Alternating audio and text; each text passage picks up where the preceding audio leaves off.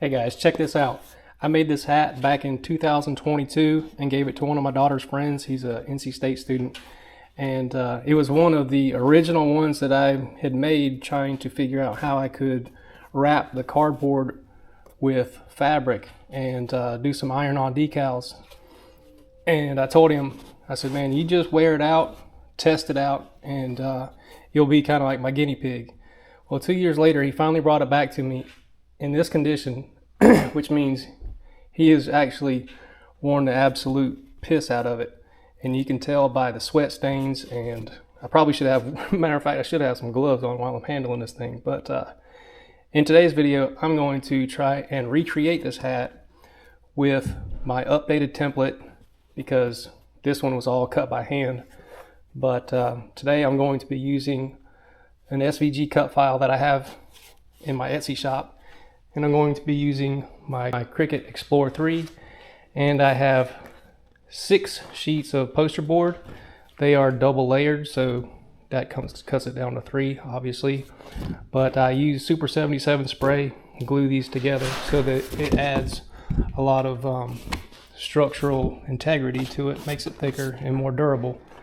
So 3 sheets of poster board, double layered, and a 24-inch cutting mat. And I'm going to hop on the computer and show you guys how to cut that template out for all of these panels. Okay, so I'm going to open up Cricut, and I want to upload my design, and I'm going to access these beer hat folder right here, and it will bring up this section here with all these different files. I'm going to click on segmented crown SVGs, and what that means is basically the crown is divided up into different sections. So we'll click this centerpiece, and this is, for instance, the NC State logo is on the front here and on the back. So this is the middle section.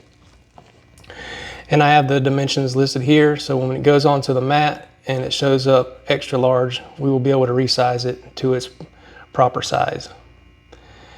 And I recall it being 17 inches wide, so we'll click that. And I'm going to change the color to white. And I'm going to ungroup. And then I'm going to make sure that these measurements are correct by unlocking this. And we'll change that to a 24, so I got 17 by 4.724. Then I will click this and delete it and send it to the mat. On the mat, and make sure that you are using a 12 by 24 inch cutting mat. And here it goes. It's going to throw it onto my cutting mat display. I tend to just line it up with the 1 inch off of the left side here and 1 inch off of the top. And then we will hit continue.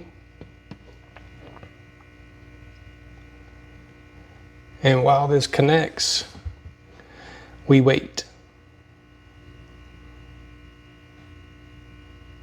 Okay. Now the setting that I'm going to be using is poster board. And I want to browse these materials and just kind of see what I have set up for my poster board.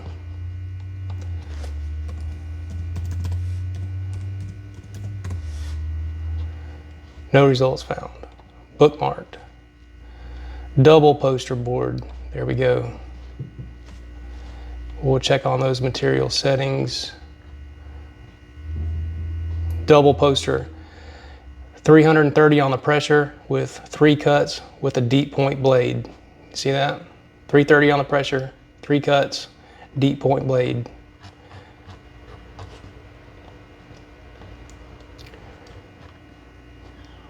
We'll X that out. So double poster board right here. That's going to be my material. And we'll head on over to the Cricut machine and I'll watch it cut.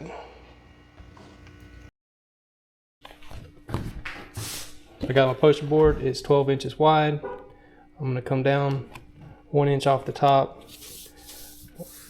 Make sure everything's stuck down really good. feed this guy into the machine here.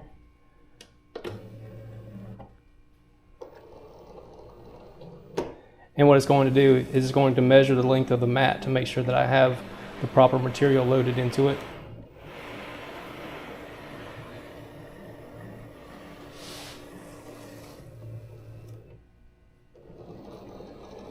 You want to make sure this your poster board stays stuck down. And we're going to go.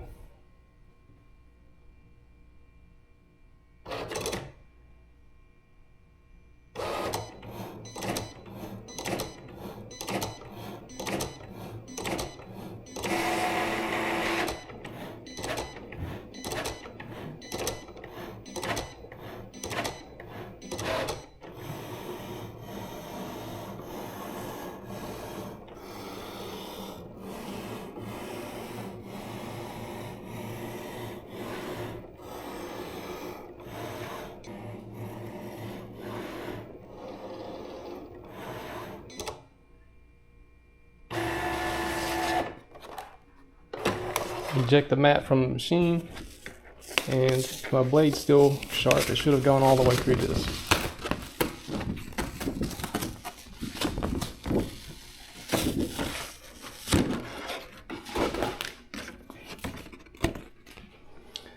All right, so as you can see, I do have some scraggly edges here.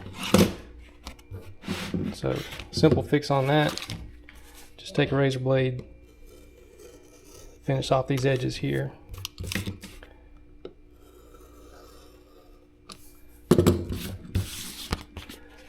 But what I have here is this tab is going to be folded up so that it goes in between the two brims.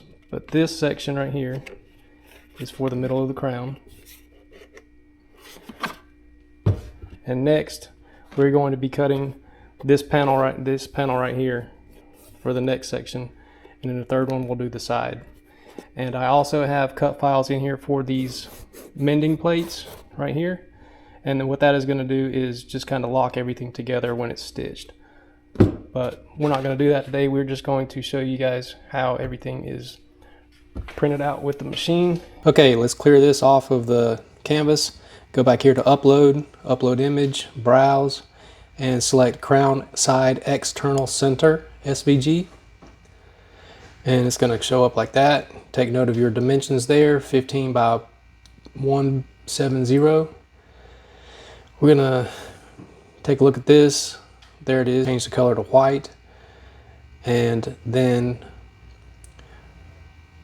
we need to change the size of it right here with 15.170. And we click on this right here. It'll bring us back to our image. We're going to ungroup and delete our text. But first we're going to resize this to 6.122.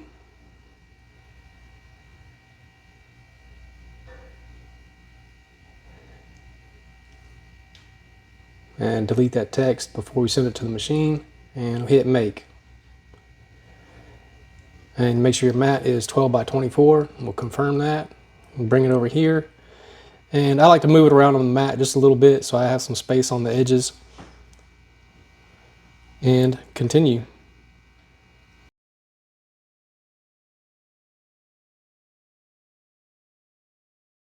All right, so now that we're back on this canvas, we'll take this image, get it off, and upload the last one that we're going to cut, which are these panel supports. Once again, I have all the dimensions listed on there, 4.4 and 5.4, so keep that in mind, just in case it shows up on this canvas too large. We're going to ungroup, and I want to change these to white, and make sure this is 4.4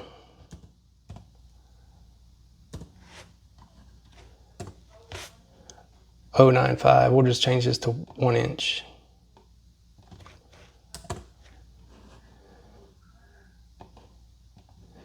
And an easier way would probably just be duplicate that so that I have two, and then I can delete that, change this to 5.4 by 1 inch, We'll duplicate. I guess I didn't think that through when I was designing this, but it is what it is. And send these to the machine. And you could have put these on one of the other cuts that you made just to save time and space. But I'm just going to rearrange these a little bit. That looks good. And we'll hit continue and load everything up on the mat.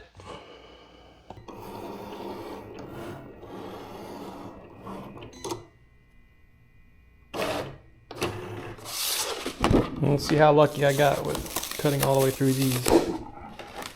Somewhat.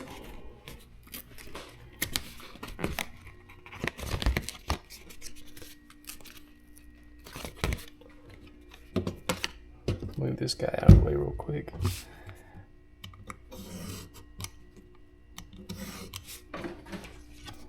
All right, so now I can demonstrate the use of these side panels, or these mending plates right here.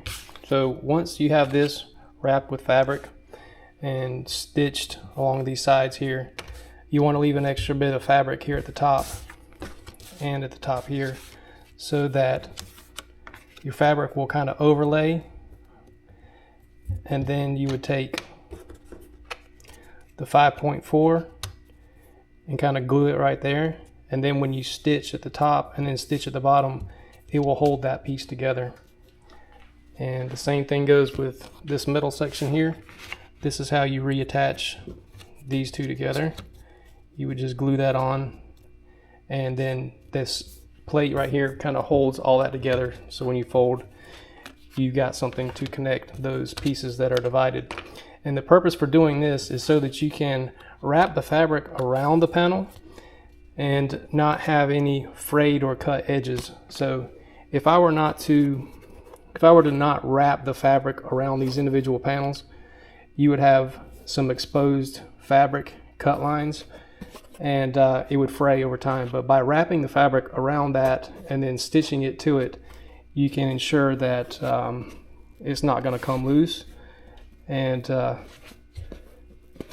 stand the test of time. This thing right here has been through hell and back for sure. It looks like I made it from a beer box, judging by this crease right here. I can feel the spine of a box there, and also by the color of this right here. But in this particular version that I'm going to make, I'm just going to be using this white poster board. Might possibly seal it with Mod Podge clear sealer. That might help waterproof it, in addition to the fabric being on there, adding some durability. But yeah, I hope you guys are learning some things from me. This is how I create these segmented crowns, and the possibilities are endless. I mean, there's just so many different things you can do with this template, and I'm excited to see some of you guys' work. So let me know how I can help you out, and we'll see you on the next video. Appreciate it.